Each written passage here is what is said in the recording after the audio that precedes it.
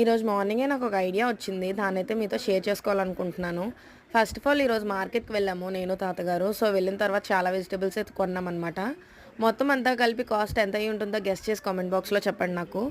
And వీటితో పాటు chicken కూడా తీసుకున్నాను. చికెన్ అయితే 160 పడింది కేజీ.